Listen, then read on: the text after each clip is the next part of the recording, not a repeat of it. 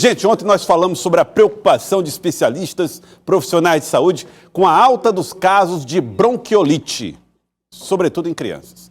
Esses casos de bronquiolite estão lotando, os leitos de UTI, gente. A fila de espera nas UTIs para crianças. Mas deixa eu tranquilizar você.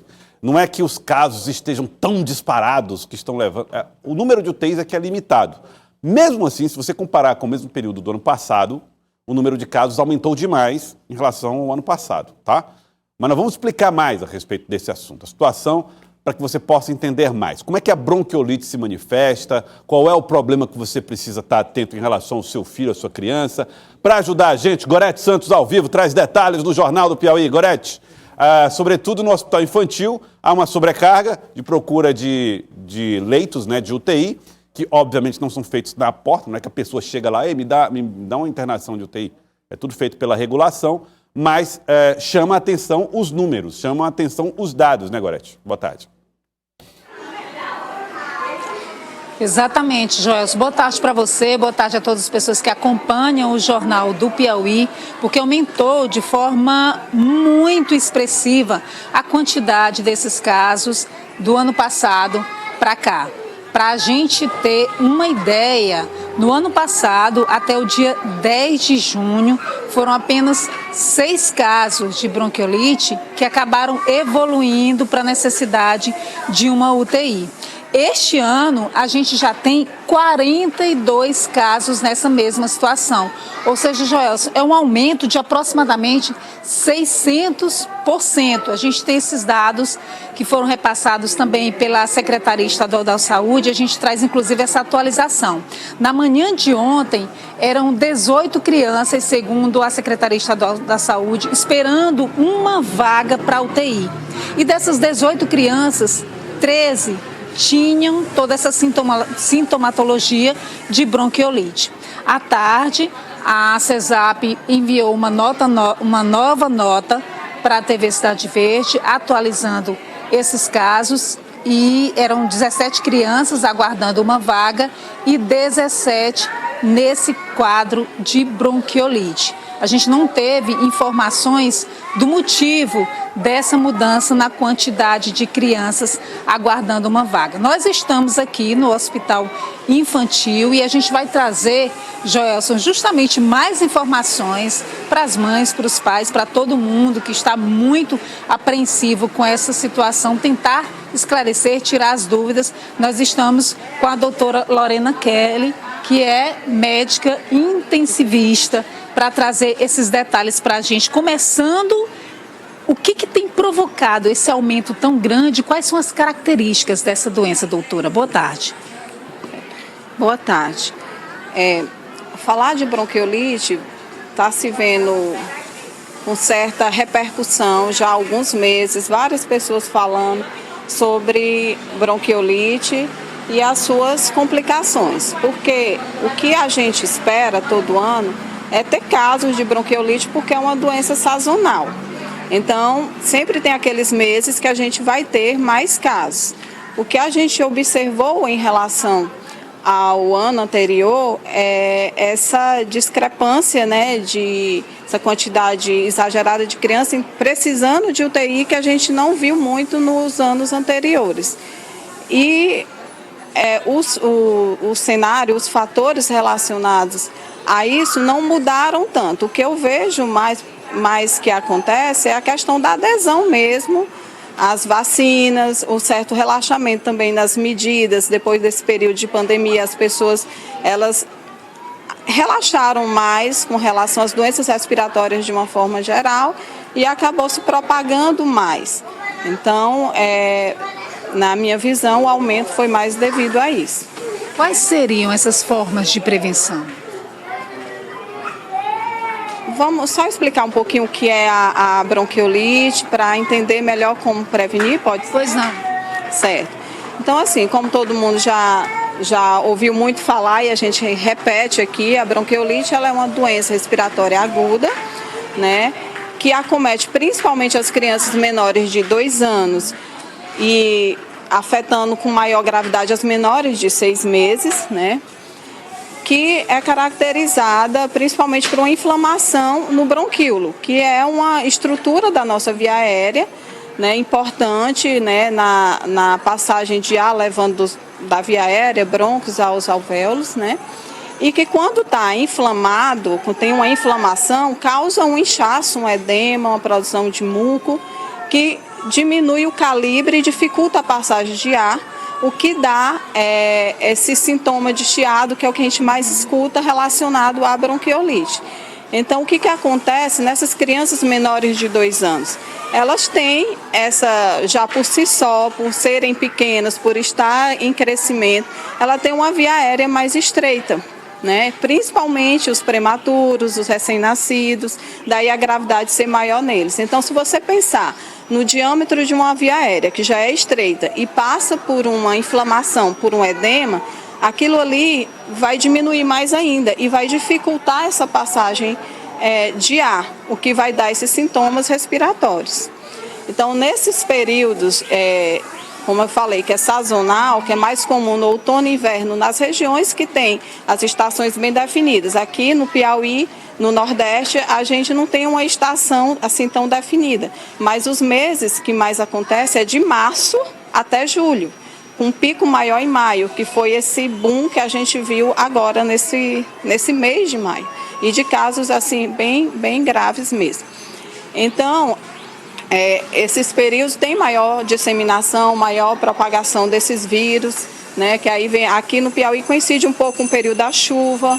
Então, o vilão maior aí é o vírus sincicial respiratório, né? Ele é o que é mais frequente e é bastante contagioso, né? E é transmitido através de gotículas, aerossóis, de pessoas que estão contaminadas, né? Ele persiste também nas superfícies, né? Então, por horas. Então, aí a gente vai entender depois por que das medidas preventivas, como fazer, né?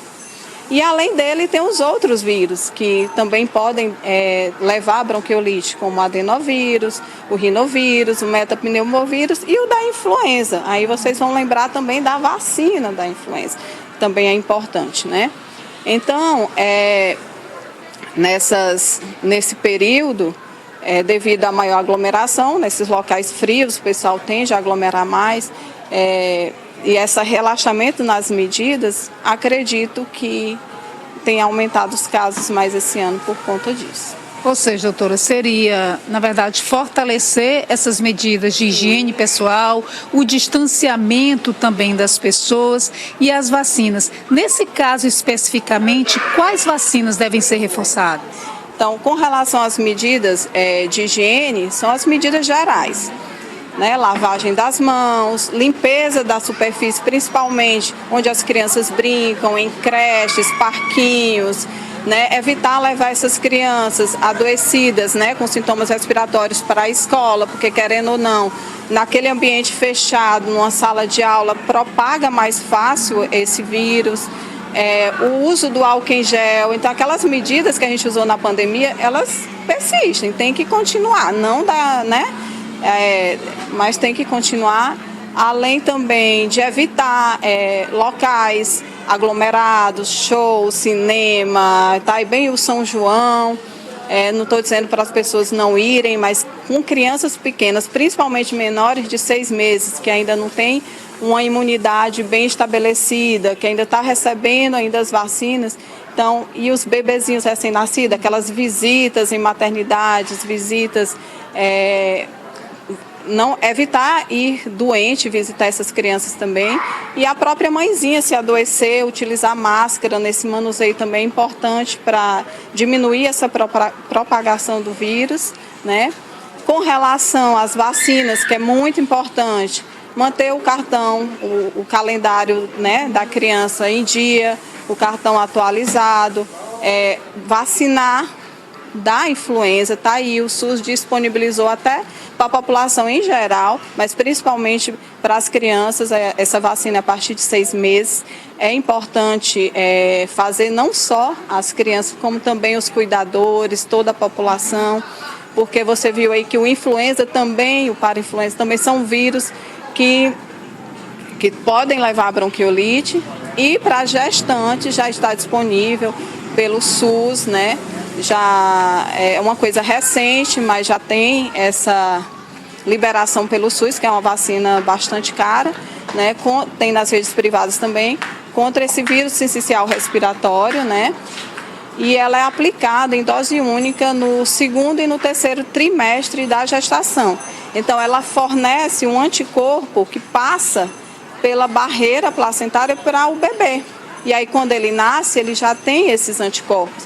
Então, assim, a eficácia dela maior vai ser por volta do terceiro ao sexto mês de vida, que é justamente dentro da faixa de perigo, mas ela já imuniza já desde o início. Mas aquele bebezinho de 1 mês é muito importante, né? Porque ele é o que tende a agravar mais, principalmente ele, os prematurinhos, né? Temos também os anticorpos, né, que é uma coisa nova, os anticorpos monoclonais. Já tem o Palavizumab, que já está sendo utilizado para alguns casos específicos, cardiopatias congênitas, que também é um fator de risco, prematuros. E surgiu, que ainda não foi, já foi aprovado, mas ainda não está liberado, um novo anticorpo que ele fornece uma proteção já imediata, né, para esses pacientes durante o período sazonal, menores de 1 ano, que é o Nirvizumab. Muito obrigada, doutora Lorena Kelly, pelos esclarecimentos trazidos aqui ao Jornal do Piauí, né, diante desse aumento do número de casos.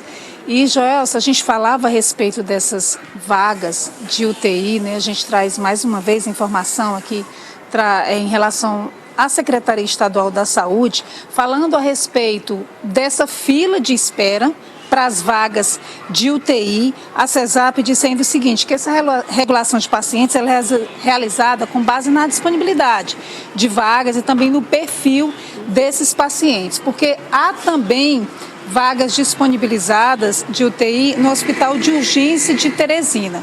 Mas, segundo a CESAP, não há uma unificação desse processo de informações. E aí, por isso, a CESAP não tem como saber, nesse momento, a quantidade de vagas disponíveis lá no HUT. A nossa produção entrou em contato com o HUT para buscar informações acerca desse serviço de UTI pediátrica, mas, até o momento, não obteve informações acerca da ocupação. Joelson. Obrigado, Gorete, pelas informações, pelo alerta, né, feito para os pais e para as mães, para os responsáveis pelas crianças. Vamos trazer aí as dicas em relação à bronquiolite. O que é que você precisa fazer? Qual a proteção que você pode oferecer na tela do Jornal do Piauí? Aqui, ó, prevenção e cuidados. Higiene das mãos, número 1, sempre, hein, gente? Higiene das mãos sempre. Evitar contato com pessoas doentes. Importante cuidado. Vacinação para gestantes e bebês é essencial. Então, garantir vacina contra a gripe, contra a Covid, enfim, manter o calendário de vacinações em dia.